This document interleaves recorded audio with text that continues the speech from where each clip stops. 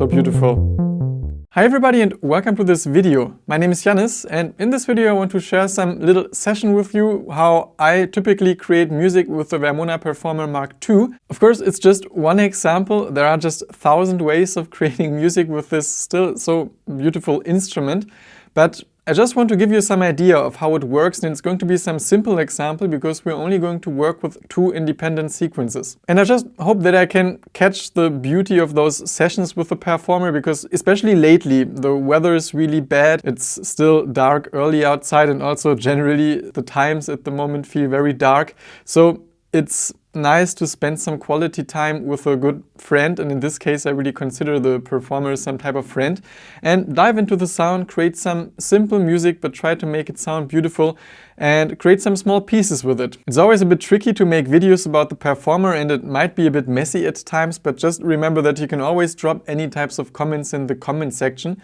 because I just gladly speak about the Perfourmer or anything you may have any questions about that I speak about during my videos. Also, if you're new to this channel, I'll link a playlist here with some music I did with the Perfourmer, because I regularly post like some small performance videos here on YouTube next to my tutorials. And apart from that, let's just dive right into it. So just a few words about my setup. So you see I have my laptop here, Ableton Live is running, which I always use for just storing the sequences, playing the sequences, collecting ideas and everything. So that's really like the centerpiece, and Ableton sends MIDI to the Vermona Perfourmer Mk2.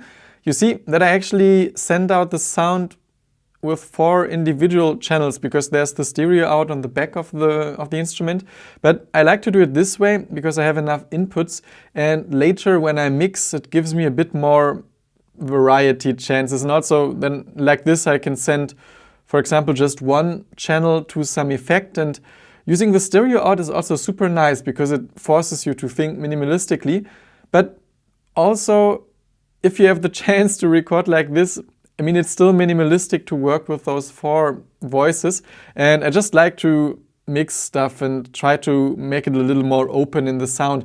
And also, this thing has a lot of sound, so sometimes it's worth taking out a little bit of information at some parts just to make the whole thing sound a little better. And maybe later I can share with you 1 or 2 quick mixing tips if you also record this way that can help you make the sound a little more transparent. And yeah, as a controller I use the Keylab from Arturia, and you could also connect it directly to the Perfourmer, but then you could only play in real time because there's no sequencer in between. So that's why I also use Ableton, and I just like to have things here because usually I play with my hands first, some small ideas, and then I like to use Ableton to just tweak those ideas, because I've been playing piano for a long time, so I just like to create ideas with my hands. But also I like to then use the possibilities of the computer to make those ideas sound a little less like I played them, because with stuff you play, you usually have things you always tend to play, and it's nice to break the comfort zone by also mixing just the playing part with some digital part. And here in Ableton you can see that I have some type of template, and I always start with just the 4 individual channels. So I have like 4 MIDI channels with some external instrument, like here for example the 3rd one, and then they all send their sound to some audio channels. And so I also tried to use similar colors as you see, not the same ones, but kind of resembling, so it's a little easier to navigate. And so I record the sound on those channels because MIDI channels can't record any sound. But if you want to understand better how to set this up, there's a video I made in the past about setting up the connection between Ableton Live and the Perfourmer and ways of using MIDI. I'll link it here. You're warmly invited to check it out if you don't know how to do this yet, because I don't want to spend time explaining this in this video. And for the settings, there's not much to tell you. I mean, the pitch bender is always enabled, so you can just use it. And also, in case I use square waves, I like to modulate it sometimes with this mod wheel, but it's not too important. Aftertouch, I'm still finding my way to using it, but I didn't succeed yet. The velocity, I often have turned off. There are a couple of situations where I like adding it, but usually also because here you can just turn it on and off. You have to use your computer to kind of adjust it, because otherwise it just might sound a little too unnatural. I don't like if synthesizers react too much on velocity. and it's really personal how to set it up, and so I rather have it off, and then if I realize there's some scenario where I need it, I enable it, but usually it's off. And also like auto glide, legato, they are all off. And sometimes it's handy to also sync the LFO to the MIDI clock, but also this is not enabled here, so it's a very simple setup. And when I start to create ideas, I can show you that for those first 2 channels, I've set up some instrument rack. And so the instrument rack is just carrying the external instrument. And because now on my left side, I can play some bass. And then if I click on this one, you see that here it's actually the other side of the keyboard. You see already that right now it's using those 3 channels because they are all on MIDI channel 2. And that's part of the concept I want to show you in this video, because it's very nice to send one line in the P1 mode, so they are just played after each other. You could also in this mode play notes at the same time, which is cool. But also if you have lines and use this mode, it can sound really cool, because then you can really work with those sequences and making small changes between the notes, so it's not statically one sound, but you have different steps of the sound that you can also modulate. And sometimes if you increase the release, one of them stays a little longer. It's really nice, you'll see. And so this is the setup right now. So I'm not using MIDI channel 3 or 4, which I have here, but still I'm recording the sound through them. I mean, they are collected here and then being sent through to those audio channels. So yeah, later I can just also do the panning, because if I use the stereo out here, I use the internal panning, but it's also something I just like to do in post. I just like the mixing process and really like to make the performer sound as good as possible, but stay in mono, because I always find it also more interesting to stay in mono for a long time and still manage to make it sound good, because then it's always a real pleasure if you bring it to the DAW and just pan it. And also for effects, I really like to record the performer dry, which is weird because it's actually more fun to use with effects already, but it forces you a little more to just listen closely what's happening. And then also I believe in this instrument so much that I know once I open the DAW and add effects, they really show me if the performance was good or not. Because if the music makes sense, it's also a pleasure to just add effects. Because otherwise you maybe don't realize a certain sound that you maybe were setting the release too long or something like that. And like this, you really make sure that it feels good already, so you would be fine without the effects. But then it's just some little addition in the end that just makes it better, and that's just how I like to think. But yeah, super personal, but since this video is about how I work, I just want to share those things with you. There's also one thing that often gets forgotten and I find very, very important, is that occasionally you check the tuning, because in Ableton you have a tuner. I think I don't have one on the voices here yet because my template is not so optimized yet. I'm still working on it. So ideally there would be the tuner, and so under audio effects and utilities you find a tuner, and then you can just put it either on the audio track or MIDI track, doesn't matter. And then you just check your tuning, and here it's kind of fine. And you would do this for the other ones as well. I did it actually some time ago, but now I open a new template because I had some false try for this video already. But keep this in mind, and it's good to actually put this on a template, not like I would do it, always load it directly. I said I'm still working on it, to check if it's in tune, because sometimes if you're in the moment, you might not, I think you feel it at some point, but still it's good to have this as a backup, because sometimes if you're too focused on one part and don't check for the tuning, sometimes later you're like, oh no, actually it doesn't sound so great, and then it's a bit difficult to fix it. And back to the setup, since I said I used to playing piano, I just like to start with some part in my right hand and some part in my left hand. That's kind of comfortable to me for just getting those first ideas. And for this example, I was using some line in the right hand that just contains some thirds, because they sound really beautiful, and especially if you put some bass notes. I thought of G, F and D.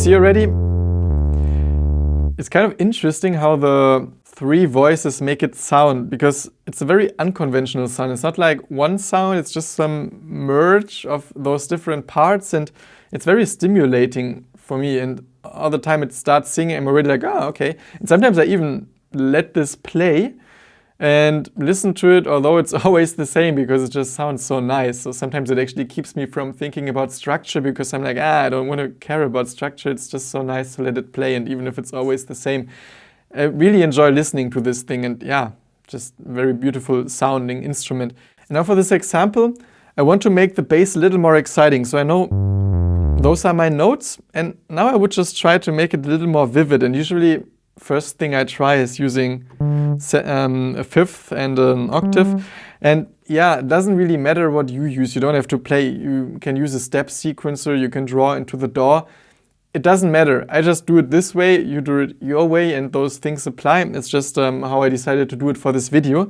And so I would try to bring in those octaves and also the fifth. So for example,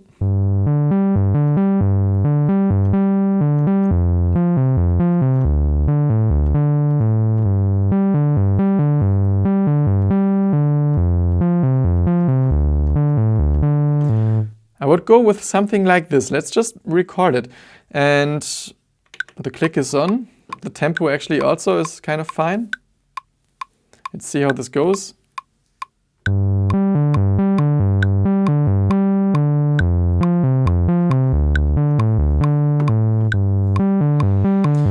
And I usually like to quantize it a little. I just make it automatically, because I know for other things I wouldn't. But for this kind of strictly electronic synthesizer sound, I always like if things are tight, and especially if you work with different voices. I just like to do it just by like 70% maybe, because sometimes if you have short sounds especially, it can quickly sound untight if you didn't match them perfectly. And also right now, specifically with my screen recording setup, I'm always afraid there's a tiny latency somewhere. It feels okay, but sometimes in editing I see that sometimes something seems a little off. So that's also something I'm concerned about. So I just do this so it's tight for sure. And let's listen to it once more. Then you can also already look a bit for the bass sound. We usually like those dark sounds. Let's see. Very low, but kind of cool still, but I want it a bit more bouncy. You can also see I often like this sound as well if it's really short. You can also play with the intensity of the filter. So if you turn this knob up, you get a lot of the filter sound.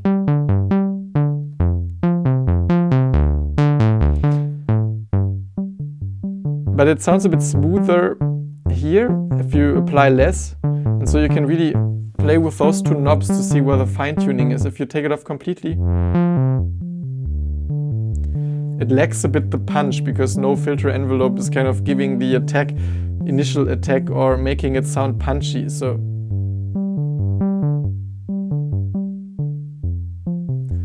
let's go with this very smooth sound. I kind of enjoy it. I have to make it a bit louder for myself. Make it a little more of the cutoff. Yeah, that's kind of cool. And now let's look at this other melody. I just play it to the line.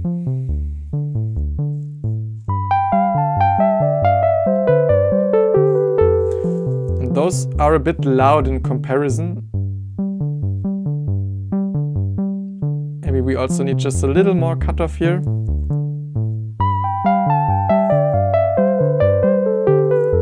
Still. Actually, we can also just make this a little smoother. And again. So beautiful.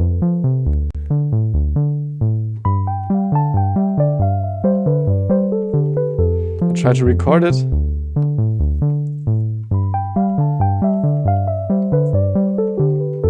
It's also risky now because oh god, sometimes I forget what kind of global quantization I'm using, and then you have this mess. No, that's the wrong clip.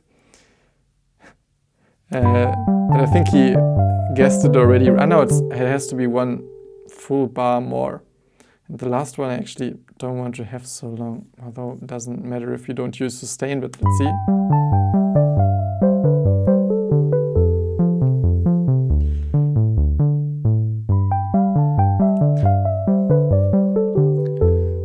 So yeah, there's something about also scales that make this, I really enjoy using. Here you see it's only white notes, but in G, F, D you get those scales, like when you have a G in the bass it's something called Mixolydian, with F it's Lydian, with D it's Dorian. They are all really beautiful, and they sound particularly beautiful if you play them in those kind of third stacks. You can also do those things. I like to vary between those, like going up and down kind of. It's beautiful, but just something you can experiment with. And we can now think already of the performance, because we have our two sequences, and what is particularly great is if you just mute two of those channels and just start off with one of them, because then you get some super new melodies. And also I'm gonna, oh, it's starting already. Because it's armed. Yeah, sometimes I should watch out for this. So now I also didn't start the bass clip yet. So if we start, we get some very mysterious melody from just one oscillator where you don't really know where you are, but I really like this start. See, it's like, what is happening?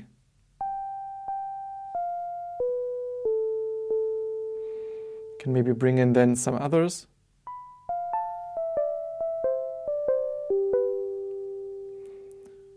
Maybe even make it a bit more punchy. And then slowly bring in the bass. Almost sounds like some harp. Very mysterious. And also with the remaining oscillator you can try to bring it in an octave lower and see what happens.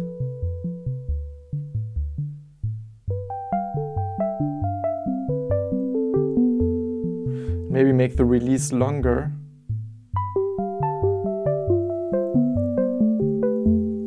Maybe even longer attack. So it becomes some kind of ambient sound.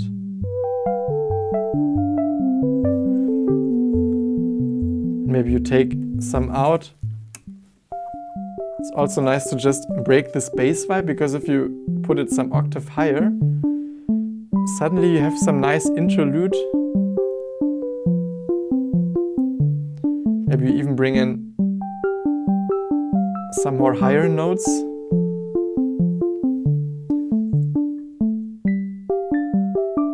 Now we actually have all three parts. This we make punchy now, and soon we go back to the bass.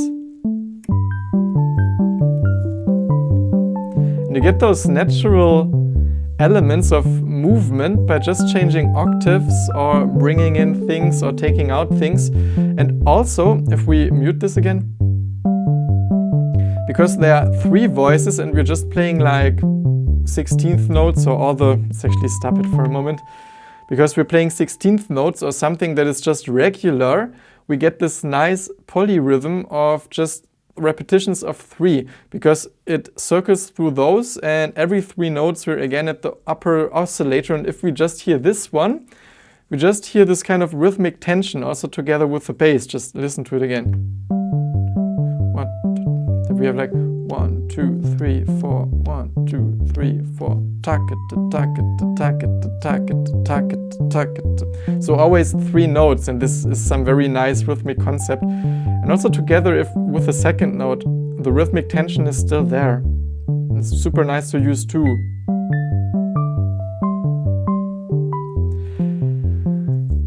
And also, you can just completely change the character.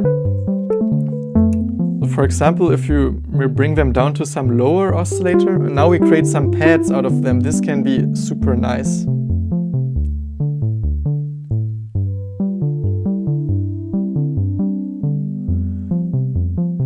more release.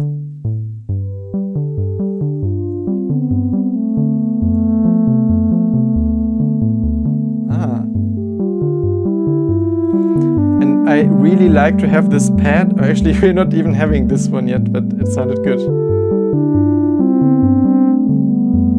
want to make sure that none of them is opened too much. You can try. Sometimes you can try to add some resonance to get a little less bass, because now our sound is really mid-range dominated. This would be something I would like to then also edit in mixing, but now you just get this nice development of those chords.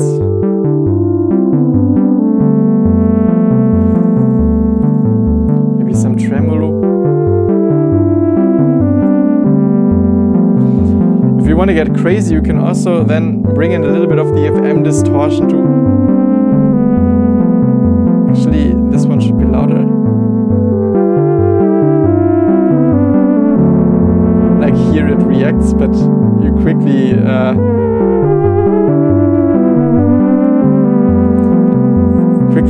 make it too goofy. But for example, if we take those back,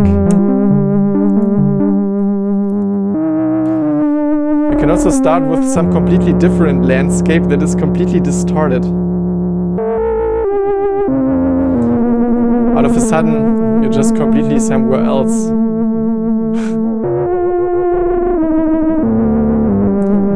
But it's always difficult to merge back in to the melodic part from those things.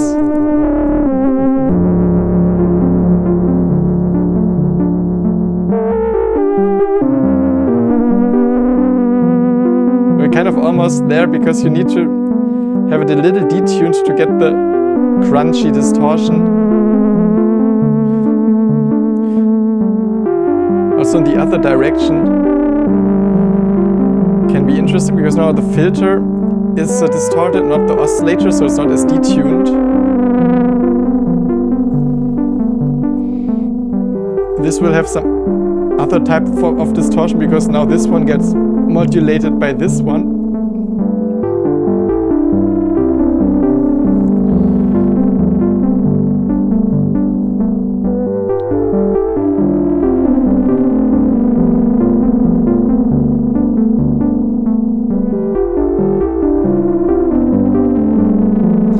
You get all those textures that are just so fun. Maybe it's a bit too much. Ooh.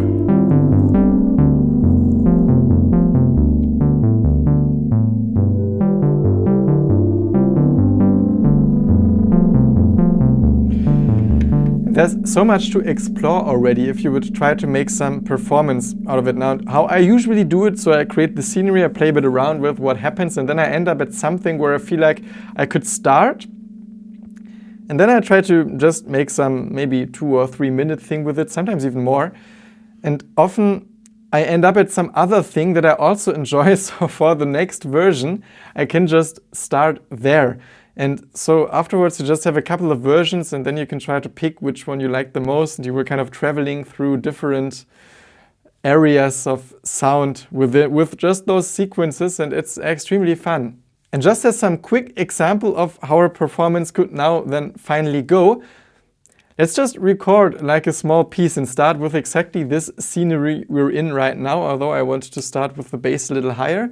And then also, if you're also using Ableton, you need to make sure to enable the audio channels that they actually record. And now also I put them on auto, although we would still hear them, but already for the playback I'm doing this, otherwise for now it wouldn't make a difference. So I just start the recording, and I'll just go with this scenery for like 2 minutes or something, and then I'm also going to show you what you can check for when you're mixing this. So let's see what happens.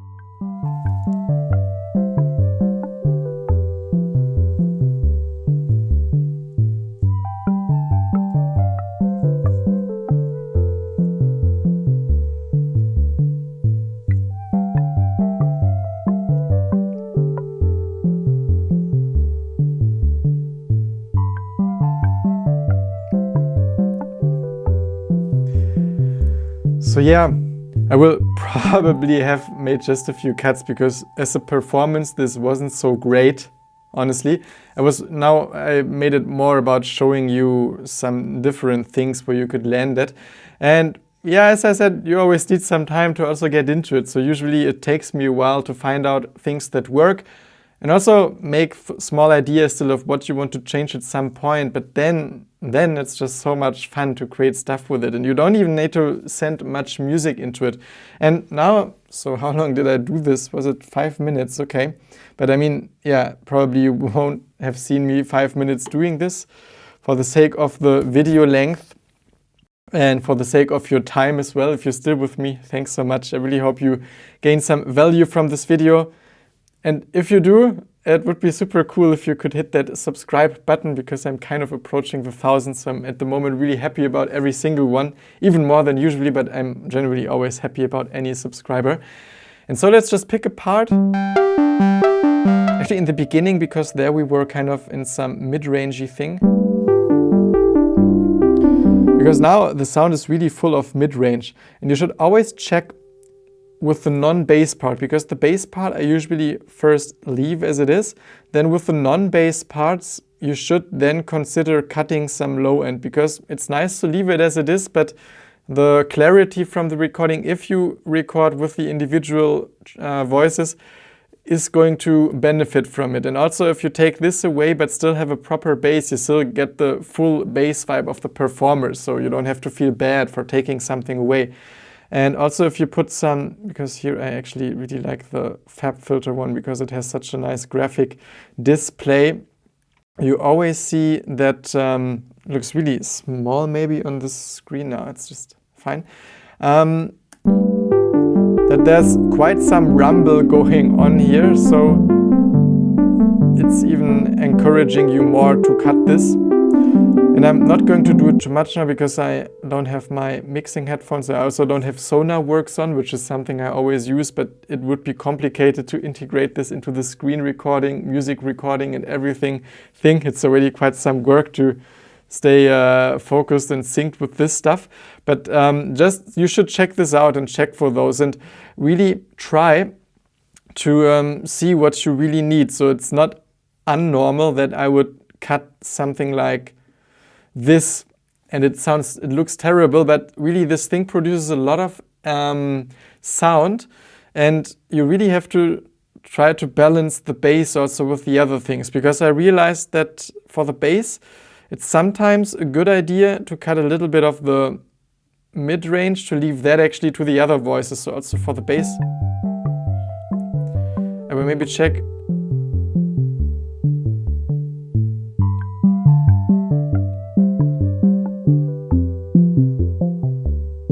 Also here where you hear where it might distort a little more, that's usually a good point to, wow, now it's on the scale that is way too high, but I just needed this for exaggerating a little. So there you might want to just pull back a little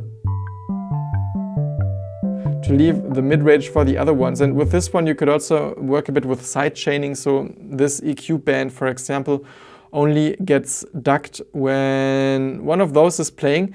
And if you're in those lower registers, because it can still sound super beautiful with the performer, then it's good to consider a few things like this for mixing, because the clarity will really gain from it. And generally, high passing is a good idea with everything except from the bass, and even there you can get away with a little bit most of the time. And everything that is not bass, I usually always high pass, unless sometimes there's never a must, you know. Sometimes it just feels good to leave things as they are, but from making those videos also regularly, I figured out that this is often what I do.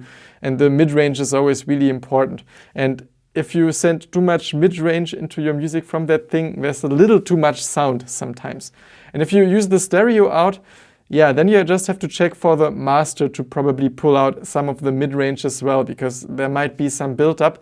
But that's why I just also record with those individual channels. And I think that was a fair amount of information, and I'll put a playlist here popping up now that you can click on if you're interested in more Performer videos. Also, again, you're warmly invited to subscribe to this channel because there will be more Performer stuff coming up. And apart from that, I just wish you inspiration with whatever it is that you create and hope to see you soon again at this channel. Bye!